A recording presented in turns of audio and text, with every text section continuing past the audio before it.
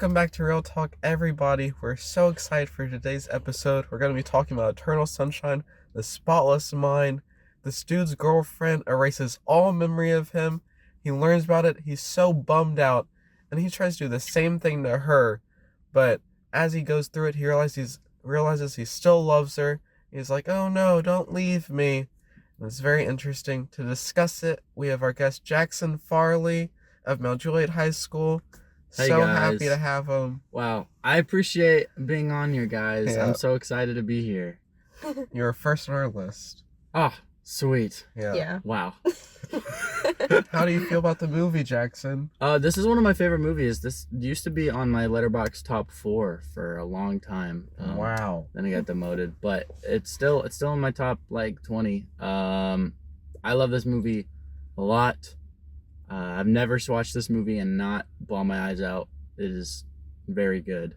And I'm typically not a Jim Carrey person. Like, I hate his style of comedy, but like whenever he's doing anything serious like this or like Truman Show, that's when there's something about seeing Jim Carrey of all actors look depressed that just makes me feel absolutely depressed, you know? Yeah. Yeah. He's very good at it. What's like your favorite parts of it? Like your favorite parts of the story and all that? Well, the visuals are absolutely incredible. I think the editing also is really interesting and unique. But honestly, it's really just like, I love the scene on the train with Jim Carrey and oh my God, what is her name? Kate Winslet. Kate Winslet. Yeah. You forgot her too. No, I really like that scene. I love the ending a lot. I don't know. And also I think the side plot with like Mark Ruffalo and Kirsten Dunst is also really interesting. Yeah. I don't feel like people talk about as much. Yeah. But how do you feel about it, Mallory? I love the movie so much. I think what I got out of it more than anything, which I don't know if this is like a very shallow read of it and I'm stating the obvious, but like obviously it kind of ended up being a bad thing that he tried to erase her from his memory, because he realized that like the memories that he made with her are like once in a lifetime things. And it just made me think about how like, even though like in my life, like sometimes people I don't talk to anymore, or like relationships that end, like they still matter, because like those memories like help make me who I am, and like you learn from them and you carry somebody with you like even after like things end and like you aren't cool anymore. And it just like made me think about that and like changed the way how I see like relationships that I thought ended badly, or like friendships that kind of got messy, you know, like you should still carry them with you. Yeah. I think that's also like prevalent to like, I don't know, like right now it's like we're like reaching towards the end of senior year, you know, just Sam, I guess. Yeah. and like you know, we're moving on, and that sucks. But it's also like all the memories that we made with all of these people. It's like they'll stay with us, and it kind of helped shape us into who we are right now. Yeah, you're totally right. I kind of just resaid what you said, but it can apply to us right now, definitely. Yeah, that's the thing I was thinking. Just like overall, our like decisions like make us who we are. And you can't like get rid of them. You know, you can't change it like it happened. Mm-hmm. And it's like that's not gonna change. Yeah, I'm a big fan of the movie. It's become one of like the most acclaimed in the 21st century. I think it's really wonderful. All the actors are like great. The cinematography, as you said, is really good. I think the overall like flow of the movie, like the pacing, like scene after scene, is just really working. I think another thing about the movie that I found interesting is how like the reason why they kind of started dating in the first place is also the reason that they broke up. Like just this like building resentment. Mm-hmm. Like I feel like the reason that they started dating was because Clementine was so like, she wants to know like everything about everything, and she was very like attracted to the fact that like, I don't know, like she wanted to know more about him, but he's very introverted and like kind of closed off person, and he gets annoyed with the fact that she keeps trying to like dig deeper, you know, and then he gets mad at her for that, and then it's like resentment on both sides. Yeah. It's a very human relationship too that I like.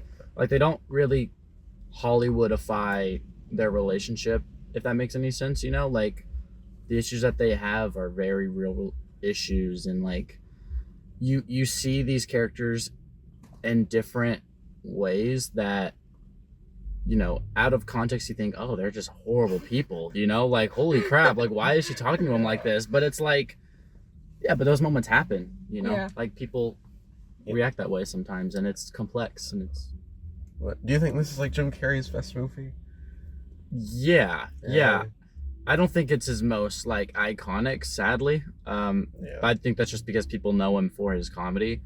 But I feel like his other movies honestly elevate this one too, though, because it's like that one like outlier that's like so different from everything else he's ever made. Like this is not Dumb and Dumber, you know. This isn't Sonic the Hedgehog. This is just like this one artsy film that he decided to do, and seeing him in a role like that after Ace Ventura and like everything else we've seen him in, like I honestly feel like it makes it better in that way, you know? Yeah. I will say, like, which I'm pretty much rephrasing what you said, but like seeing Jim Carrey in a role that's like so different from his usual thing, like, I don't know. I remember the first time I watched it, I wasn't expecting to like love it, and I was like, oh, this is gonna be overrated. Because, you know, like, I feel like it does have a very large, like, there's a crowd who like It love has this like movie. over 2 million logs on Letterboxd. Yes. And I was like, it's gonna be whatever. It's Jim Carrey. Like, it can't be good. And then I was like, oh, it's really good. Yeah. I think the arc of his dramatic work is interesting because everybody like talks about like it's very sporadic, but if you look at like the 3 film stretches, like Truman Show's 1998, like Man on the Moon's 1999, and then like this is 2004. Like it's all very close together. Like he gets like no Oscar nominations for any of it, even though he probably deserved like 3 of them. And I think that's like something that like changes the way he worked. Like no matter what he did, he couldn't like gain the respect kind of he wanted to from the work. But I don't think it's his best movie, but like it's up there. I think it's his most like not iconic among the general public, but among more like movie people. I think it's like like it's his most acclaimed. Like I feel like for a while Truman Show was more, but I feel like over time Eternal Sunshine is more of a legacy kind of. What do you think is his favorite movie? What do you think is his best movie? He did Man on the Moon, and that's like a biopic of Andy, like the comedian Andy Kaufman. And it's just like it's awesome. It's a very well, the whole thing is like he went crazy method with it, but not like the cheap method way. Like he was legit like skilled at it. Is that the one that the documentary was based off of? Okay. Yeah, I've seen the documentary, but not the movie. Gotcha. Yeah, and he was just like very into it and went crazy, and he couldn't get the Oscar nom. But that's the one he like really wanted, and that movie is just very fat. It has Paul Giamatti in it.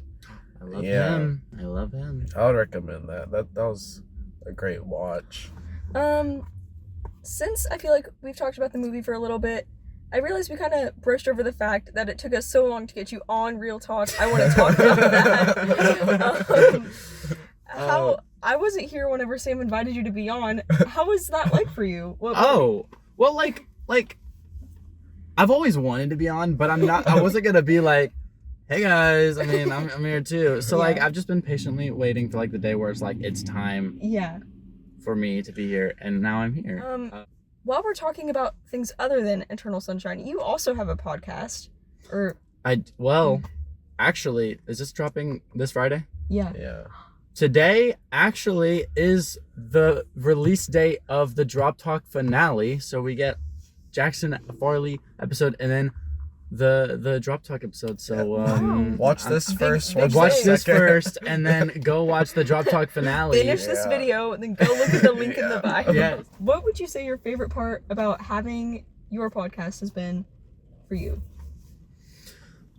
Honestly, I feel like it's been able to turn like my relaxation time and like my time to decompress into work, which I don't know if that's a good thing or a bad thing, but it kind of feels like now it's like I go home to play Fortnite to make more content.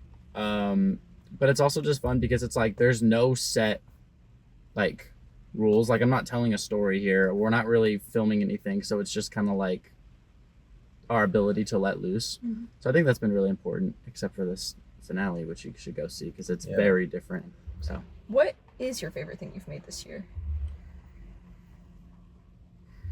Or if you. My favorite thing that I think I made was the lip dub. Which another thing that you guys should go see. 2,000 people have seen it. Hey, what's 2,000 more? Not enough. But like collectively, like I don't know, just I feel like that was the first time in BNN that we've done something that different and that big for one project, and we all worked together on it. We all put in so much work, but we all put in the work to make it happen, and like it was just really fun. And it was really fun to be in the room where everyone was in on this idea and everyone wanted to work on it in a high school setting, and then just showing at the Golden Bear Awards the other night was just incredible. It was just such a fun experience. It was great. I agree. Yep. This was another great episode of Real Talk. Awesome time. Yay! Thanks to Jackson Farley for joining us on this incredible episode. Hope everybody has a great day. Okay, bye. Bye. If you could erase Alaska from your memory, would you do it? No, not at all.